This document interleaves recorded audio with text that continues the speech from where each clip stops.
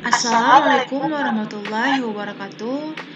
Sebelumnya, perkenalkan kami dari kelompok 6 ingin mempresentasikan hasil kerja kelompok kami. Jadi di sini kami akan membahas mengenai analisis transformasi koordinat untuk kerangka dasar pemetaan. Sebelumnya di sini kami mau mengucapkan terima kasih terlebih dahulu kepada Pak Hendri Kuncoro selaku dosen dari mata kuliah Geodesi Geometrik. Terima kasih kepada Bapak karena atas bimbingan dan arahannya selama ini sehingga materi presentasi pada hari ini bisa tersusun dengan baik. Nah, berikut ini merupakan anggota kelompok 6. Yang pertama ada saya sendiri yaitu Nurdianti Laitupa, NRP 23/2018-086. Kemudian ada Helmi Nur Budaya dengan NRP 23/2019-007. Kemudian ada Rifki Firdaus dengan NRP 23/2019-022. Kemudian ada Tegar Rahma Yoga dengan NRP 23/2019-041.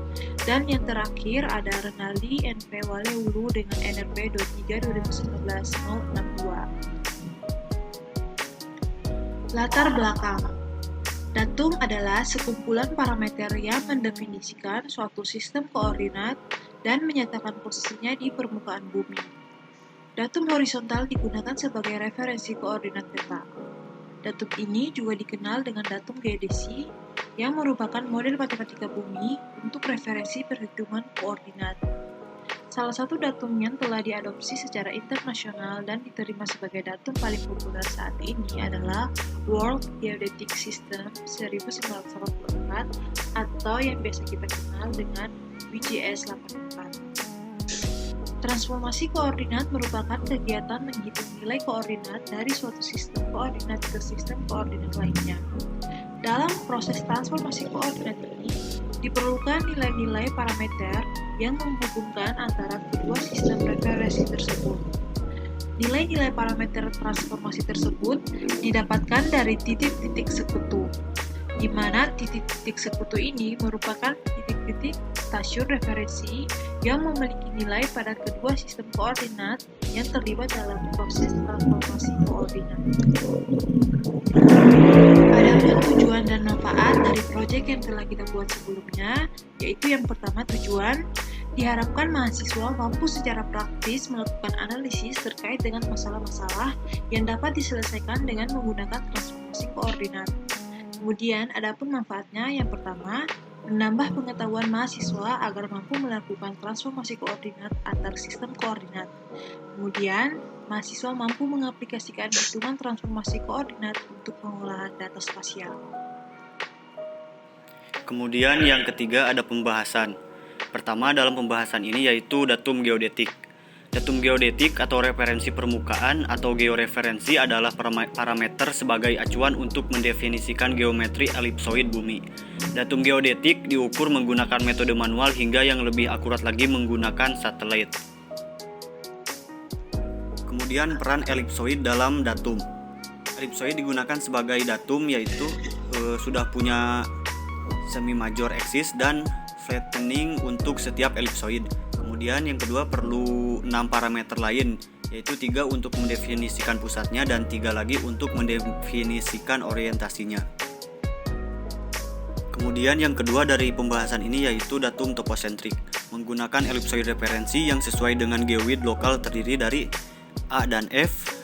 Kemudian 3 parameter translasi yaitu 2 parameter defleksi vertikal dan 1 undulasi geoid di titik datum. Kemudian yang ketiga 3 parameter rotasi di mana koordinat titik datum, azimut geodetik titik datum ke suatu titik awal. Contohnya yaitu datum genuk, datum gunung segara, dan datum moncongle. Dalam suatu datum tertentu terdapat 3 macam sistem koordinat 3 dimensi, yaitu 1 sistem koordinat geodetik yaitu L, B, dan H. Kemudian yang kedua sistem koordinat geosentrik yaitu X, Y, dan Z. Kemudian yang ketiga itu sistem koordinat geodetik yaitu N, E, dan H. Karena ketiga sistem koordinat di atas mengacu pada datum geodesi yang sama, maka istilah transformasi koordinat sering diartikan sebagai konversi koordinat. Koordinat geodetik dan geosentrik dapat ditentukan dengan teknologi GPS. Kemudian koordinat toposentrik dihitung dari data ukuran terestrik. Di sini menunjukkan gambar pengukuran menggunakan teknologi GPS, yaitu yang di sebelah kiri, kemudian yang di sebelah kanan gambar menunjukkan pengukuran terestris. Adapun parameter dari sistem koordinat geodetik yaitu lokasi titik nol sistem koordinat, kemudian orientasi sumbu-sumbu koordinat, kemudian yang terakhir besaran yang digunakan untuk mendefinisikan posisi dalam sistem koordinat. Selanjutnya, radius kelengkungan. Untuk mengetahui kelengkungan kurva irisan normal berdasarkan formula kalkulus, maka perlu diketahui terlebih dahulu model fungsi kurva tersebut. Fungsi kurva di setiap titik di permukaan elipsoid dan di setiap orientasi yaitu berbeda-beda.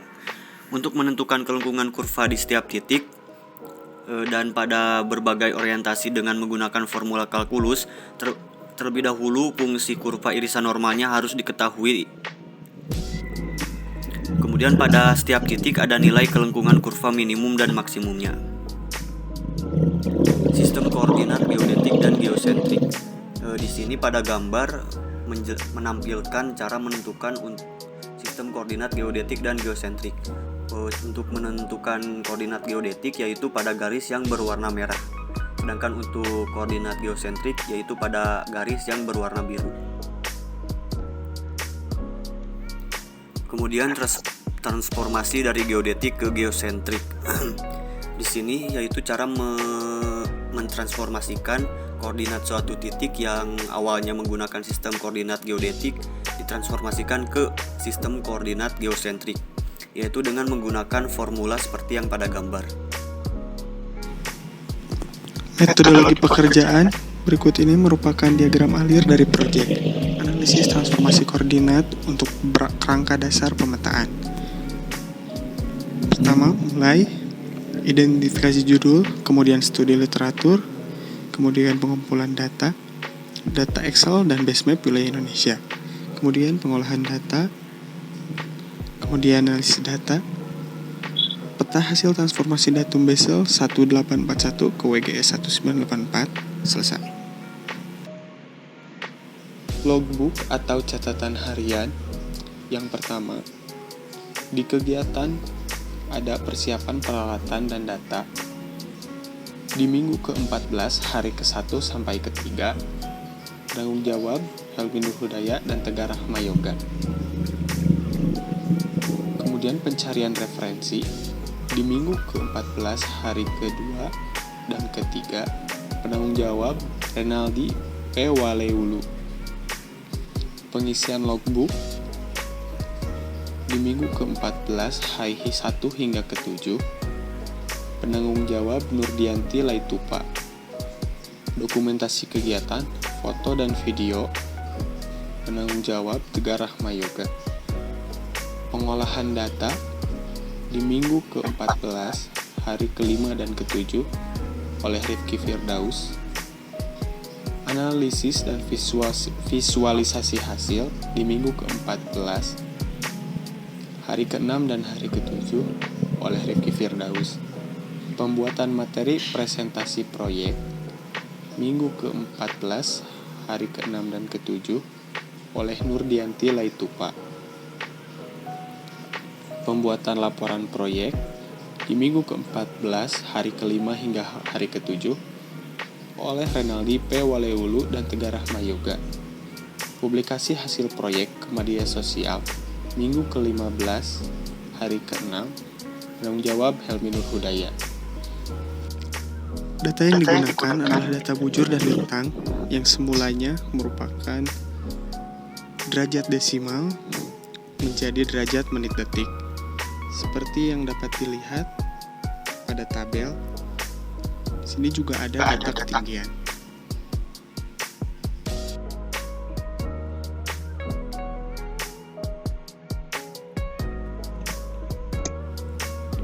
Langkah-langkah pekerjaan transformasi geodetik ke geosentrik. Yang pertama, menghitung nilai radian dari nilai lintang dan bujur. Yang kedua, menghitung nilai eksentrisitas sesuai dengan Bessel berikut seperti yang ada di gambar. Kemudian menghitung nilai Rn dengan rumus berikut.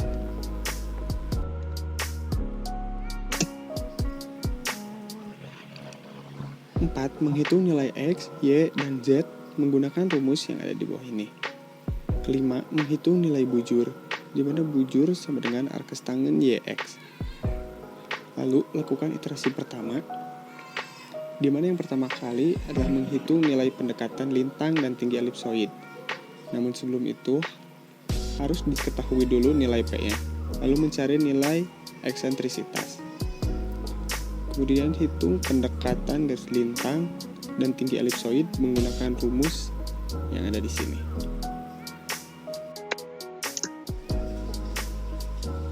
Yang kedua, mencari nilai pendekatan Z dan P menggunakan rumus yang ada di bawah ini. Kemudian yang ketiga, mencari nilai delta Z dan delta P, di mana delta Z sama dengan Z dikurangi nilai pendekatan Z, dan delta P sama dengan P dikurangi nilai pendekatan P.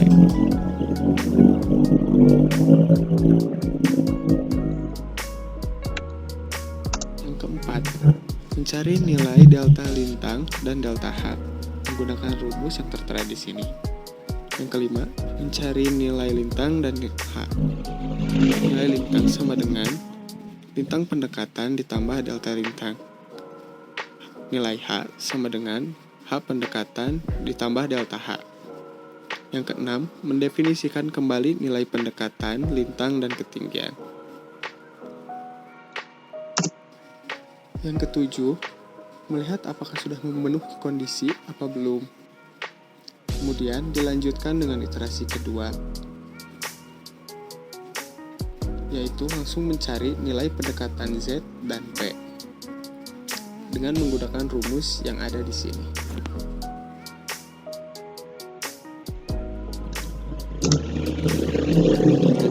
Mencari nilai delta Z dan delta P seperti tadi, di mana delta Z sama dengan nilai Z dikurangi Z pendekatan, dan delta P yaitu nilai P dikurangi P pendekatan. Kemudian mencari nilai delta L dan delta H dengan rumus yang ada di bawah ini. Dan yang kelima, mencari nilai lintang dan nilai H, di mana nilai lintang sama dengan lintang ditambah delta lintang, dan H sama dengan H pendekatan ditambah delta H.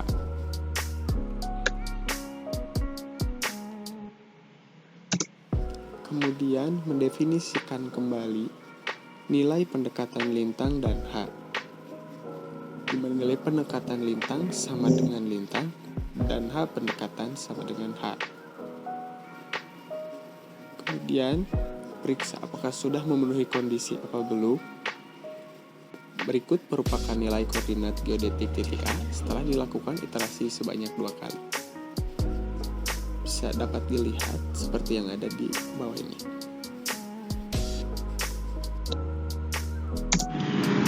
Baik, saya akan lanjutkan. Di sini ada hasil peta sebagai berikut dengan koordinat detail basal 1841 dengan ditandakan dengan X, dan koordinat datum WGS ditandai dengan tanda plus. Di sini koordinat datum basal 1841 dan koordinat WGS 1984 sangat hampir sama, hanya dibedakan di detiknya saja.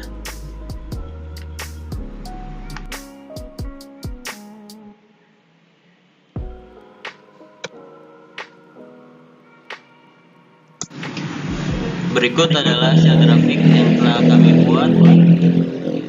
Bagan hasil transformasi datum basal 1841 ke WGS 1984. Seperti yang bisa dilihat, lintang yang ditandakan dengan warna ungu dan bujur ditandai dengan warna biru, dan untuk lintang yang telah ditambahkan 180 derajat ditandai dengan warna hijau, dan bujur yang ditambah 180 derajat ditandai dengan tanda warna hijau cerah. Nah, jadi kesimpulan yang bisa kami ambil dari materi presentasi pada hari ini yaitu datum geodetik atau referensi permukaan atau georeferensi adalah parameter sebagai acuan untuk mendefinisikan geometrik elipsoid bumi. Datum geodetik diukur menggunakan metode manual, yang lebih akurat lagi menggunakan satelit. Datum geodetik adalah parameter yang mendefinisikan elipsoid referensi yang digunakan serta hubungan geometrisnya dengan bumi. Datum geodetik mendefinisikan elipsoid referensi atau XYZ dan hubungannya dengan bumi yaitu XE, YE, dan ZE. Kemudian, WGS 84 adalah standar untuk GPS, sistem pemosisian global menggunakan sistem geodesi dunia atau WGS 84 sebagai sistem koordinat referensinya. Ini terdiri dari elipsoid referensi, sistem koordinat standar, data ketinggian, dan geoid.